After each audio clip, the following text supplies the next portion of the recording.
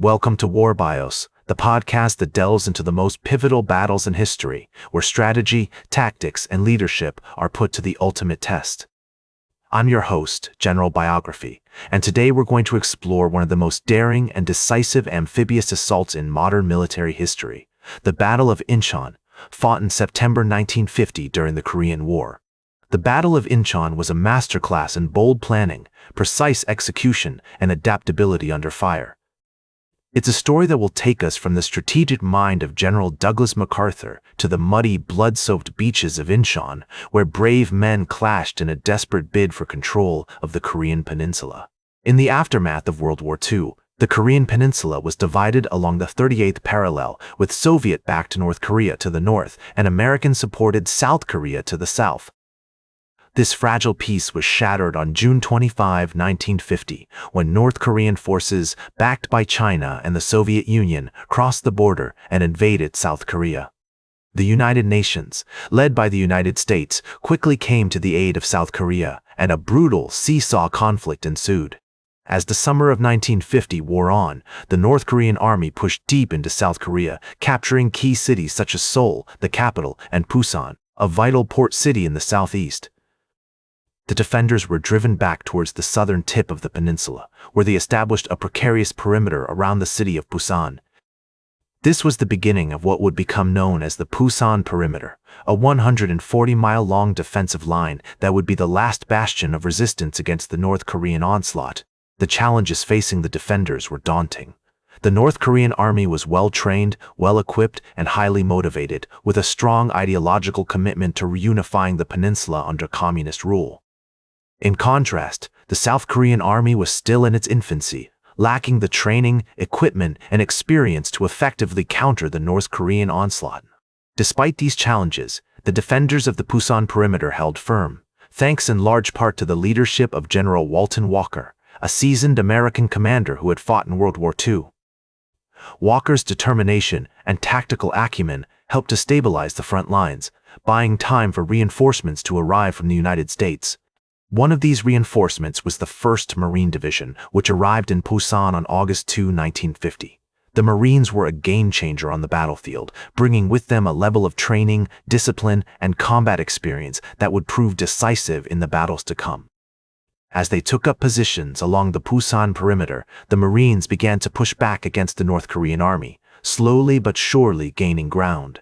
Meanwhile, General Douglas MacArthur, the Supreme Commander of the United Nations Command, was already thinking several steps ahead. MacArthur knew that simply holding the Busan perimeter was not enough. He needed a bold and decisive stroke to turn the tide of the war. And so, on August 10, 1950, MacArthur convened a meeting with his top commanders to discuss the possibility of an amphibious landing at Inchon, a strategic port city located just west of Seoul. The challenges were daunting.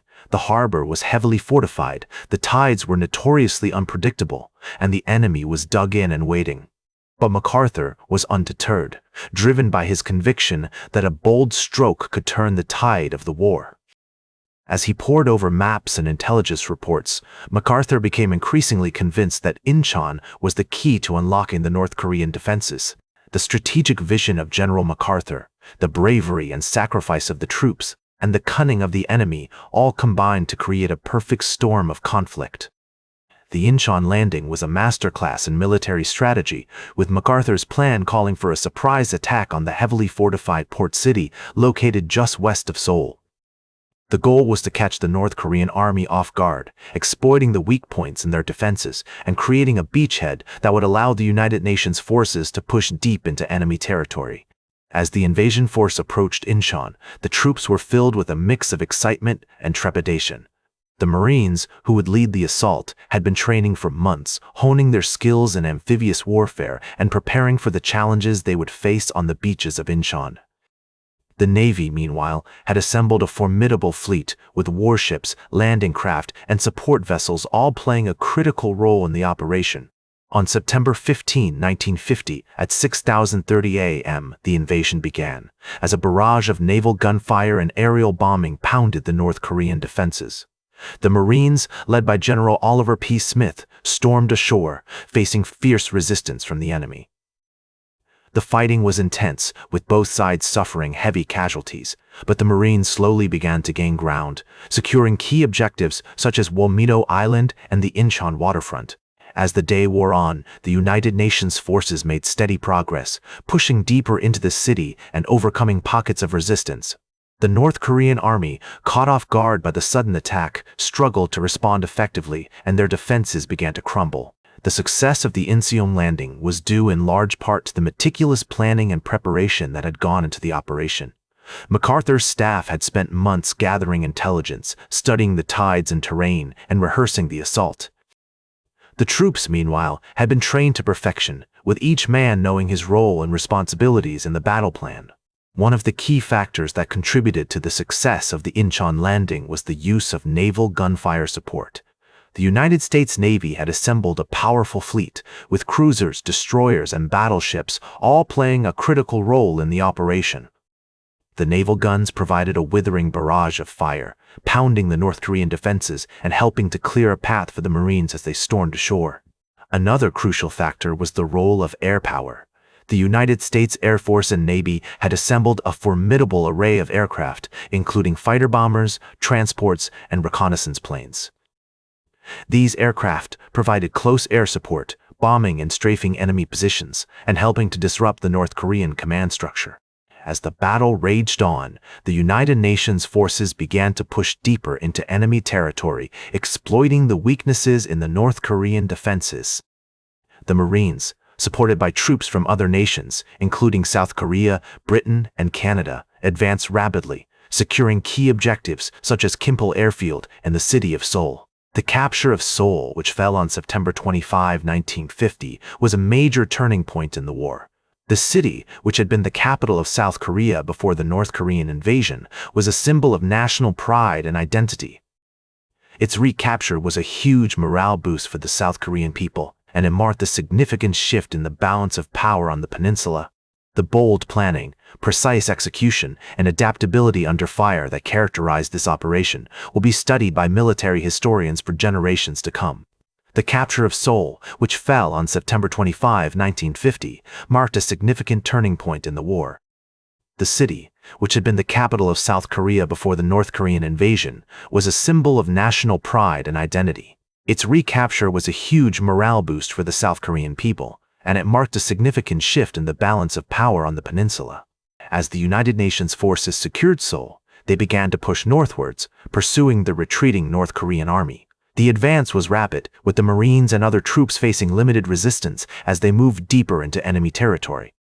The North Korean army, which had been caught off guard by the Inchon landing, was in disarray, and its command structure was severely disrupted. One of the key consequences of the Inchon landing was the disruption of the North Korean supply lines.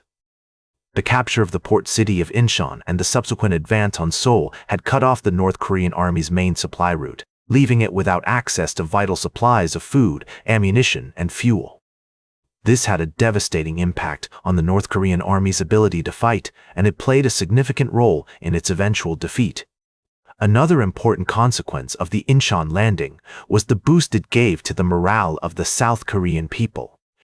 The capture of Seoul and the subsequent advance on North Korea had shown that the United Nations forces were committed to defending South Korea, and it had given the South Korean people hope that they might eventually be reunited with their families and friends in the North. As the United Nations forces pushed deeper into North Korea, they began to encounter increasingly stiff resistance. The North Korean army, which had been reorganized and rearmed, was determined to defend its territory, and it fought fiercely against the advancing troops. The battle for North Korea was intense, with both sides suffering heavy casualties, but ultimately, the United Nations forces emerged victorious. The Inchon landing also had a significant impact on the wider war. It marked a major turning point in the conflict, as it shifted the balance of power in favor of the United Nations forces.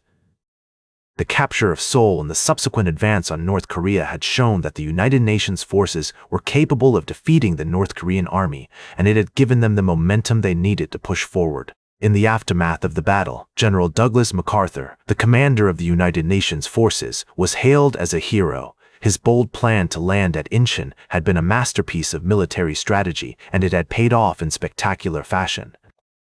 The Inchon landing would go down in history as one of the greatest military victories of all time, and it would cement MacArthur's reputation as one of the greatest generals of the 20th century. The bold planning, precise execution, and adaptability under fire that characterized this operation will be studied by military historians for generations to come. As General Oliver P. Smith, the commander of the 1st Marine Division, later said, "The Inchon landing was a great victory, but it was not without its costs. The battle had been fierce, with both sides suffering heavy casualties, but ultimately it had been worth it." The capture of Seoul and the subsequent advance on North Korea had marked a major turning point in the war, and it had given the United Nations forces the momentum they needed to push forward. In the words of a Marine veteran who fought at Inchon, "The battle was intense, but we were well trained and well prepared. We knew what we had to do, and we did it." The bravery and sacrifice of the troops who fought at Inchon will never be forgotten, and their legacy will continue to inspire generations to come. The Inchon landing was a great military victory, but it was not without its costs, and it will always be remembered as one of the most pivotal battles in modern military history. That's all for today's War Bios. Remember to like, share, and subscribe, and until next time, I'm General Biography reminding you to keep marching toward victory.